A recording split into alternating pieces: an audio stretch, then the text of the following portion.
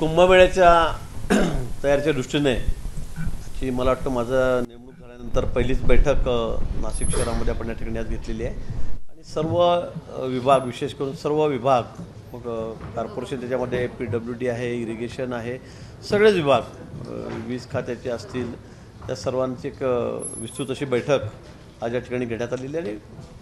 नियोजन आज जरी 3 वर्ष वेळ अजून अवकाश असला तरी पण याचं नियोजन हे आतापासून सुरू केलं तरच ते शेवटी अंतिम टप्प्यामध्ये ते पूर्ण होईल आणि म्हणून या ठिकाणून रस्ते असतील, ब्रिज असतील, या ठिकाणच्या दूषित पाण्याचा प्रश्न आहे, रामकुंड आहे, त्र्यंबकेश्वरचा त्या ठिकाणी कुंडाचा विषय आहे, अनेक विषय आहेत। कारण यावेळेला फुटफॉल आपला जो आहे तो मागच्या वेळेला 2.5 कोटीपर्यंत होता, 3 कोटीपर्यंत होता, तो यावेळेला 5 कोटीपर्यंत जाणार आहे। म्हणजे दुप्पट भाविक या ठिकाणी येण्याची शक्यता या ठिकाणी, अपेक्षा या ठिकाणी, तसा आम्ही अभ्यास या ठिकाणी केलेला आहे। साधूसुद्धा मागच्या वेळी जवळपास 3 लक्ष होते, यावेळेला 5-5.5 लक्ष साधू या ठिकाणी येतील। मग त्याची राहण्याची व्यवस्था, त्याची सगळं त्यांचं नियोजन, अगदी शौचालयापासून टॉयलेट बाथरूमपासून सगळी व्यवस्था या ठिकाणी करावी लागते आणि म्हणून त्या दृष्टीने जागेचं रिझर्वेशन, रस्त्यांची कामं, ब्रिजची कामं, ट्रान्सपोर्टेशन, पोलिसांची व्यवस्था, सर्वच नियोजन अतिशय सूक्ष्म नियोजन या संदर्भामध्ये करावं लागत असतं आणि म्हणून आजची बैठक ही अतिशय महत्त्वाची आहे। आणि या सगळ्या गोष्टींवर, कारण मागच्या वेळीसुद्धा मीच कुंभमेळा मंत्रीसुद्धा ते होतो इरिगेशन मिनिस्टरबरोबर आणि त्यावेळेला खूप मोठा अनुभव कामाचा आम्हाला या ठिकाणी आहे। अधिकारी या ठिकाणी जरी नवीन असले तरी जुने जे अधिकारी आहे त्यांचे मार्गदर्शन आम्ही घेणार आहोत। काही ठिकाणी अपॉइंटमेंट करावे लागले तर आम्ही त्यांच्या अपॉइंटमेंट या ठिकाणी करणार आहोत आणि यावेळचा कुंभ जो आहे हा अतिशय सुंदर, अतिशय सुरक्षित असा कुंभ आम्हाला या ठिकाणी करायचा आहे। गेल्या वेळीसुद्धा नाशिकमध्ये आपण बघितलं असेल की सर्व कुंभामध्ये अतिशय सेफ, सुरक्षित कुंभ आपण या ठिकाणी केलेला होता। कुठेही कॅज्युअल्टी नाही, कोणी मिसिंग नाही, कोणाला त्या ठिकाणी अपघात झाला नाही, काही नाही। इतकं सुंदर नियोजन मागच्या वेळेला आपण या ठिकाणी केलेलं होतं। त्याची देशभर नाही तर जगभर त्याचं कौतुक त्या ठिकाणी झालेलं होतं आणि म्हणून हाय कुंभ अतिशय सुरक्षित आणि सुंदर व्हावा, चांगला व्हावा अशा दृष्टीने आमचे प्रयत्न या ठिकाणी आहेत आणि म्हणून आजची बैठक आम्ही आयोजित केलेली होती। प्रस्ताव आता मुंबईला असतील, सेंट्रल गव्हर्नमेंटने अतिशय मागच्या वेळेला मोठी सदळ हाताने मदत त्या ठिकाणी केलेली होती आणि यावेळेला सुद्धा सांगितलेलं आहे की कुंभ हा अतिशय चांगला झाला पाहिजे, अतिशय नाव घेण्यासारखाच झालेला पाहिजे, इथे कुठेही अडचण येता कामा नये आणि म्हणून निधीची कमतरता राज्य सरकारकडून किंवा केंद्र सरकारकडून या ठिकाणी या कुंभासाठी राहणार नाही। पूर्ण जे असेल आवश्यक असेल ते सगळा निधी या ठिकाणी वितरित केला जाईल अशा सूचना मला देण्यात आलेल्या आणि म्हणून त्याचं नियोजन करायला आम्ही आजपासून सुरुवात केलेली आहे। त्र्यंबकेश्वरमध्ये साधारण जे शैव साधू असतात त्यांचे आखाडे आणि त्यांचं साधू शाही स्नान जे आहे ते त्र्यंबकेश्वरमध्ये असतं। मागच्या वेळेला आपण सांगितल्याप्रमाणे कुशावर्ताच्या संदर्भात काही निर्णय आपल्याला घ्यावे लागतील का? नाही, त्र्यंबक गाव छोटं आहे, कुशावर्त ज्या ठिकाणी जो कुंड त्या ठिकाणी तो अतिशय छोटा आहे आणि तिथे खूप गर्दी, म्हणजे मला तर गेल्यावेळी इतकी भीती वाटत होती की केव्हा काय होईल, कारण जागा छोटी आहे, कुंड अतिशय छोटा आहे आणि तिथलं महत्त्वसुद्धा अनन्यसाधारण आहे त्र्यंबकेश्वरचं आणि म्हणून गर्दी त्या ठिकाणी खूप मोठी असते। भाविकांनाही स्नान करायचं असतं, साधू आहेत त्यावेळेला ते 5-6 लाख राहतील, त्यांना एकाच वेळी त्या तिथीप्रमाणे स्नान करायचं असतं आणि म्हणून तिथे काही आम्हाला एक्सपान्शन करता येईल का, तिथे काही मार्ग काढता येईल का, त्या दृष्टीने लवकर जाऊन पाहणी करणार आहोत। पण तिथे काहीतरी मला असं वाटतं की आपल्याला सुधारणा करण्याची आवश्यकता आहे। अन्यथा गेल्यावेळी खरं म्हणजे मी 40-42 तास त्या ठिकाणी पाण्यातच उभा होतो, कुंडामध्येच थांबलेलो होतो, सगळ्या लोकांना पटपट बाहेर काढत। एक टीम आली की दुसरे साधूंचे जथ्था आला की तिसरा आला की चौथा, रात्रंदिवस ते त्या ठिकाणी स्नानाचं काम त्या ठिकाणी चाललेलं असतं। म्हणून यावेळेला सुद्धा आमचा असा प्रयत्न आहे की कुंडाला काही मोठं करता येईल का, तिथे काही एक्सपान्शन करता येईल का आणि म्हणून तिथले सगळे पुरोहित आहेत, तिथले सगळे साधू संत आहेत, त्यांच्या सल्ल्याने त्यांचा विचारात घेऊन त्यांचं मत लक्षात घेऊन त्या ठिकाणी तोही आमचा प्रयत्न आहे।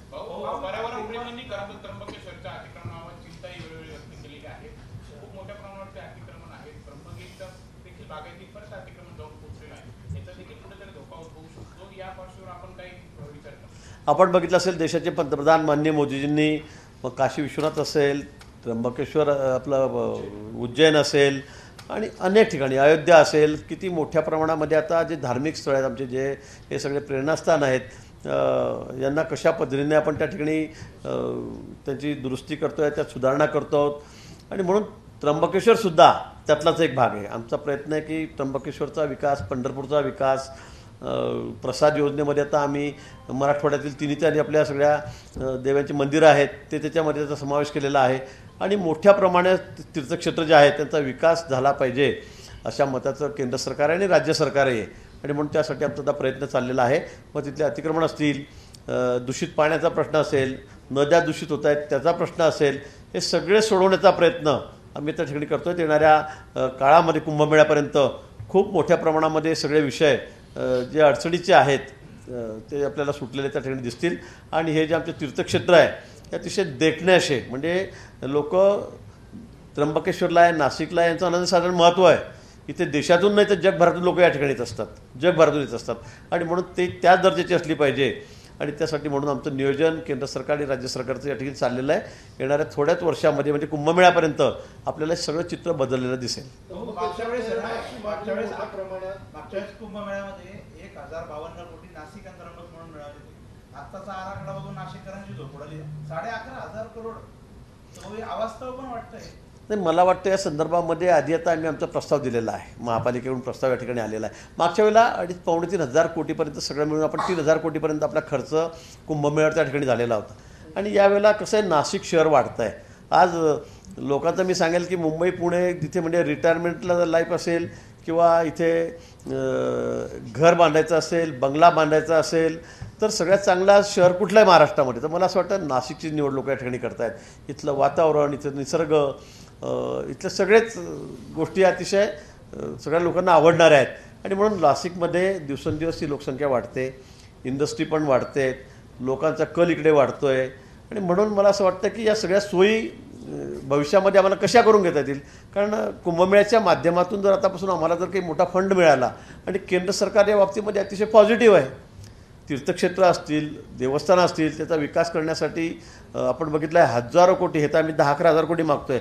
आपण इतर ठिकाणी जर बघितलं असेल तर केवढ्या मोठ्या प्रमाणात, किती मोठी प्रमाणामध्ये म्हणजे मथुरा असेल, काशी असेल, विश्वभरार असेल, सगळ्या ठिकाणी आम्ही मोठ्या संख्येमध्ये मोठ्या UPमध्ये तर आम्ही कायापालट करून टाकलेला आहे. मध्य प्रदेशमध्ये सुद्धा आपण बघितलं असेल, उज्जैनसारख्या ठिकाणी आता आम्ही केवढ्या मोठ्या प्रमाणात खर्च त्या ठिकाणी करतो आहोत आणि म्हणून सगळं पॉझिटिव्ह असताना मग आम्ही सुद्धा सगळ्या सोयीसुविधा उपलब्ध करून घेतल्या पाहिजेत असंही आम्हाला वाटतं आहे आणि मला असं वाटतं केंद्र सरकार याला नाही म्हणणार नाही, राज्य सरकारसुद्धा या बाबतीमध्ये अतिशय सकारात्मक आहे.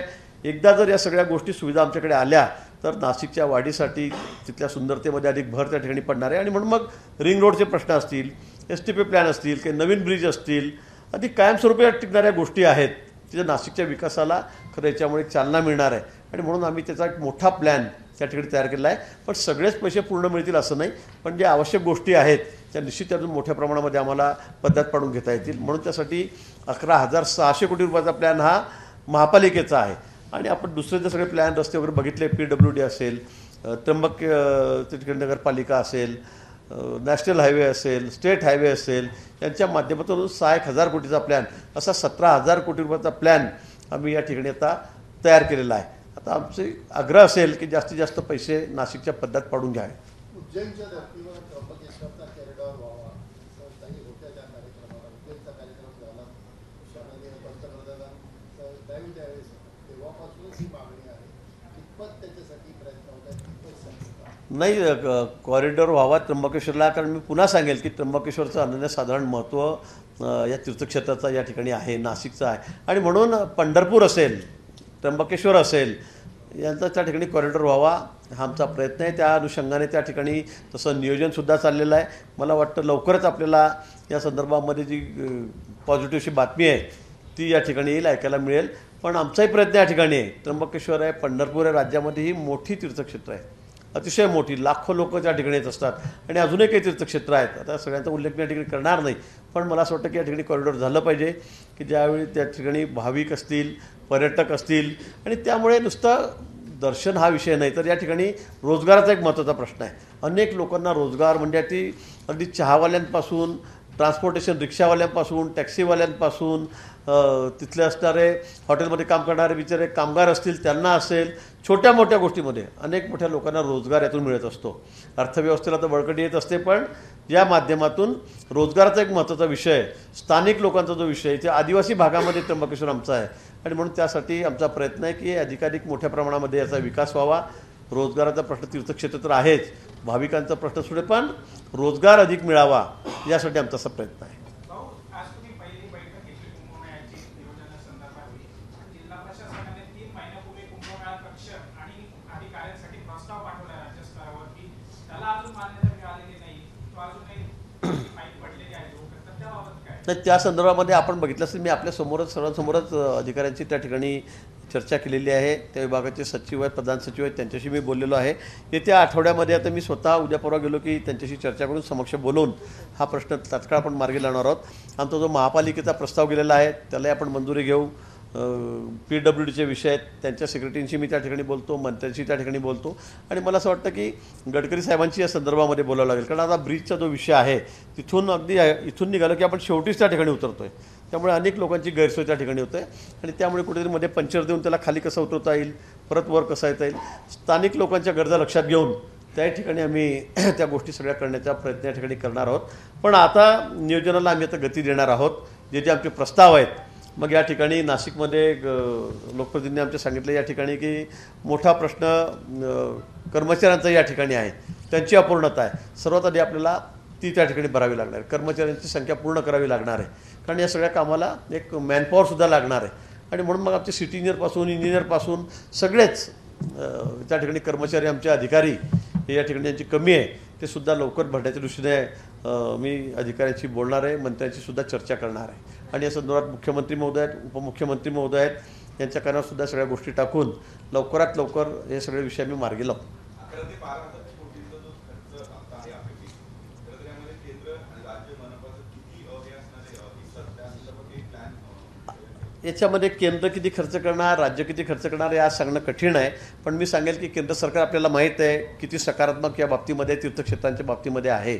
आता राज्य सरकारसुद्धा, आम्हीसुद्धा आता ब वर्ग तीर्थक्षेत्राला जवळपास 2,500 कोटी रुपयाची तरतूद मी माझ्या खात्याच्या माध्यमातून ग्रामविकासच्या माध्यमातून त्या ठिकाणी केलेली आहे. ब वर्ग तीर्थक्षेत्रांना 5 कोटी रुपये आम्ही आता त्या ठिकाणी सांगितलं की जेणेकरून त्या सगळ्या तीर्थक्षेत्र जे आहेत की ज्यांना फंडाअभावी तरी सोयी नाहीत, सुविधा नाहीत, अनेक वर्ष झाले त्या ठिकाणी डागडुजी करायची आहे, दुरुस्ती करायची आहे, काही नवीन व्यवस्था त्या ठिकाणी करायची, आणि म्हणून 2 कोटीवरून आम्ही ते 5 कोटीपर्यंत केले आहेत. 2,500 कोटी रुपयाची तरतूद केली आहे.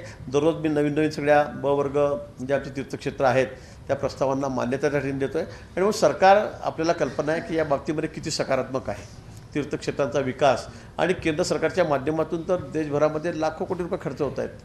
अयोध्येचा आपण विषय असेल, आपण घ्या, काशी विश्वेश्वराचा विषय आहे, काशी बनारसचा विषय त्या ठिकाणी आहे, मथुरेला तर आपण काय करतो आहे, असे अनेक तीर्थक्षेत्र आहे देशभरामध्ये की त्यांचा विकास, त्याचं प्लॅनिंग या ठिकाणी झालेलं आहे. आणि म्हणून आपणही तिथे कुठे कमी पडणार नाही. मग त्र्यंबकेश्वर असेल, नाशिक असेल, पंढरपूर असेल, शेगाव असेल, या सगळ्या ठिकाणी आम्हाला आता कॉरिडॉरची तयारी आम्ही त्या ठिकाणी करतो आहे.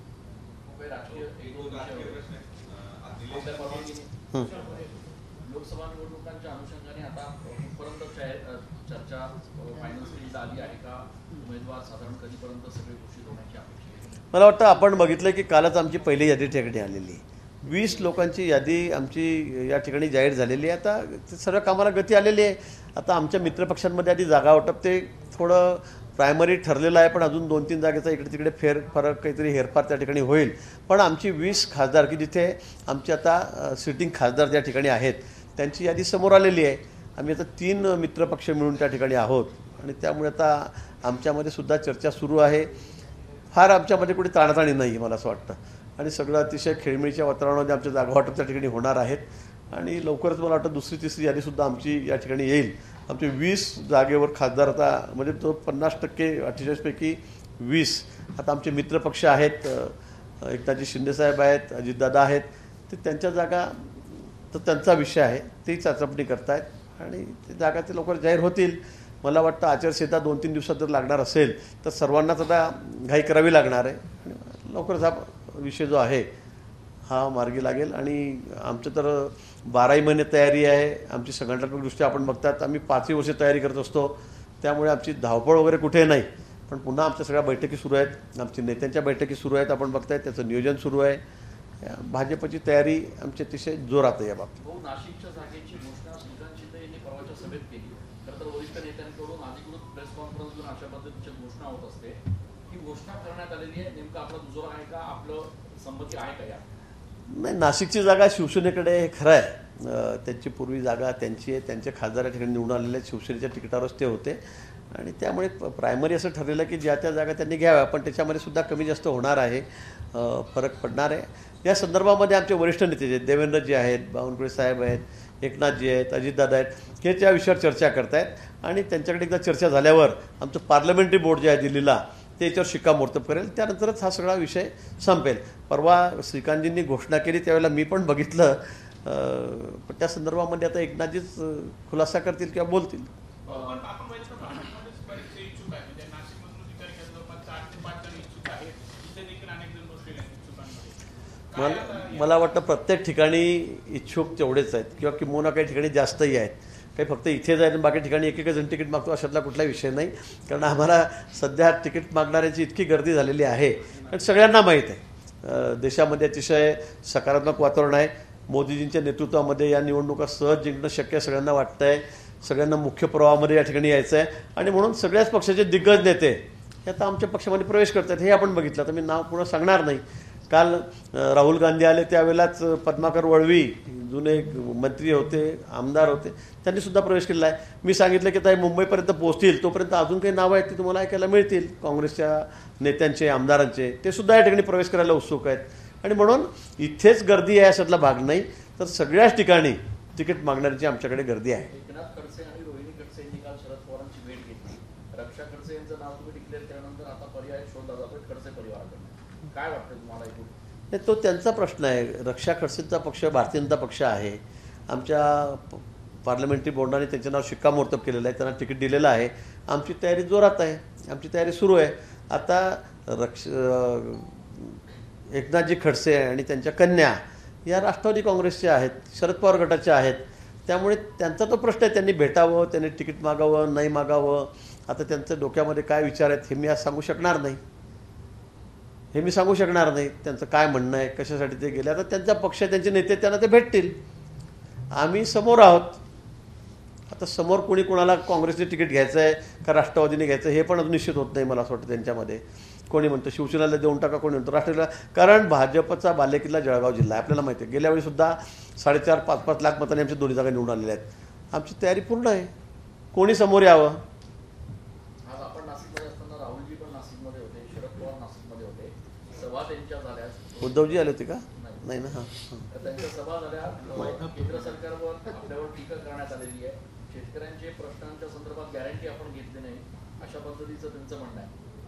नाही, पवार साहेबांचं आणि राहुल गांधींचं काय तर त्यांचं टीका करण्याचे दुसरं काय ते काय आमचं कौतुक तर काही करणार नाही, त्यांच्याकडून अपेक्षाही नाही आहे.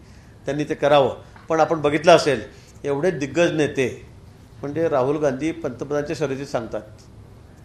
त्यांच्याबरोबर दुसरे आपले महाराष्ट्रातले दिग्गज नेते शरद पवार साहेब त्या ठिकाणी आलेत.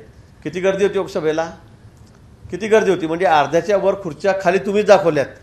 लोकांनी सभेकडे पाठ फिरवली. राहुल गांधींना तर बघायलाही कोणी जात नाही, ऐकायलाही कोणी जात नाही. कोण जातं त्यांना ऐकायला. आणि दुसरे पुढे नाशिकमध्ये आल्यावर मी बघितलं एक चौकसभा, नगरसेवक सभा घेतो तशी चौकसभा त्यांची त्या ठिकाणी झाली. किती गर्दी होती त्या ठिकाणी. कोणी लोक जायला सुद्धा तयार नाही त्यांच्या सभेला. म्हणजे राहुल गांधीसारखा एक नेता या ठिकाणी येतोय, राष्ट्रीय नेता काँग्रेसचा या ठिकाणी येतोय आणि त्याला ऐकायला कोणी जात नाही. नकायला कोणी बघायला तर जा, पण लोक आता बघण्यासारखंही काही नाही आहे. त्यामुळे काय अवस्था आहे आज काँग्रेसची आणि काय फरक पडणार आहे आम्हाला. म्हणून मला असं वाटतं की लोक आता काँग्रेसच्या बाजूला म्हणजे कोणी बघायला तयार नाही, ऐकायला तयार नाही. आज सगळ्या लोकांचा कल हा भारतीय जनता पक्षाकडे, आमच्या मित्रपक्षांकडे आहे आणि विशेष करून मोदीजींकडे आहे. मोदीजींच्या नेतृत्वावर सर्वांचा म्हणजे अतिशय आपण एखादी सभा आमच्या नेत्याची होऊ द्या, अमित भाई असतील का त्या ठिकाणी आमचे पंतप्रधान असतील का नड्डाजी असतील, देवेंद्रजी असतील, किती मोठ्या प्रमाणात लोक गर्दी करत आहेत. लाखोच्या संख्येत. आणि यांनी एवढं नियोजन करून त्या ठिकाणी कोणी बघायला सुद्धा येत नाही त्यांना त्या ठिकाणी. हा फरक दोन्ही पक्षामधल्या या ठिकाणी आहे आणि म्हणून लोकांचा कल आज कुठे आहे हे आपल्या लक्षात त्या ठिकाणी येईल. मागच्या काही दिवसांपासून महायुतीमध्ये मोठ्या प्रमाणात नेत्यांचे प्रवेश गेले होत होते, पण आता महायुतीमध्ये जे ते अजितदादा गटाचे आमदार जे रिलेशन ते बाहेर पडलेले आहेत, कसं होतं यार? नाही, मला वाटतं काही ठिकाणी चालेल. कोणाला तिकीटचा आमिष असेल, कोणी नाराज झाला असेल तिकीट मिळत नाही म्हणून, तर थोडेफार हेरफार होईल ना. आता लंके काय एकदम मोठे नेते आहेत किंवा फार आता ते पहिल्या टर्मला त्या ठिकाणी निवडून आपण बघतायत. आता काही घटनाच्या होतील. आता सगळ्यांना तिकीट सगळ्या पक्ष देऊ शकणार नाही, त्याच्यामुळे काही नाराजी त्या संदर्भामध्ये होईल. पण आमच्याकडे आलेले नेते आपण बघतात की त्यांचे आज देवरा मुंबईतून त्या ठिकाणी आलेत. किती वर्ष जुने त्या ठिकाणी नेते होते, कारण त्याचे वडीलसुद्धा आता अशोकजी चव्हाण छोटं नेतृत्व आहे का, आज काँग्रेसमधले नंबर 1चे नेते, त्यांचा मराठवाड्यामध्ये केवढा दबदबा त्या ठिकाणी आहे, त्यांच्या मागे एक लोकसंग्रह त्यांच्या त्या ठिकाणी मागे आहे, जनाधार त्यांना त्या ठिकाणी आहे. आणि म्हणून तुम्ही अशी कंपेअर करू शकणार नाही की लंके तिकडे गेले आणि मग तुमच्याकडे आलेले त्यांच्यामध्ये काय, तर त्यांचा फरक तुम्हालाही माहिती आहे, लोकांनाही माहिती आहे.